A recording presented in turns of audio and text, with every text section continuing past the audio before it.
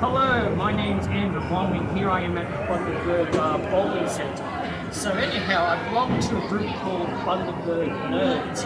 Originally it was called Bundaberg Cosplayers, but because of the fact that we wanted to be more inclusive, we then changed it to Bundaberg Nerds, so cosplayers, photographers, gamers, anybody can join.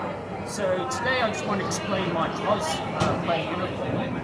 So I was a really big fan of Battlestar Galactica as well as Star Wars. And I liked the original Battlestar Galactica made in the 1980s as well as the modern day one. So what happened was in the 1980s Battlestar Galactica, this is the jacket which a lot of the pilots used to wear when they were fighting the Cylons.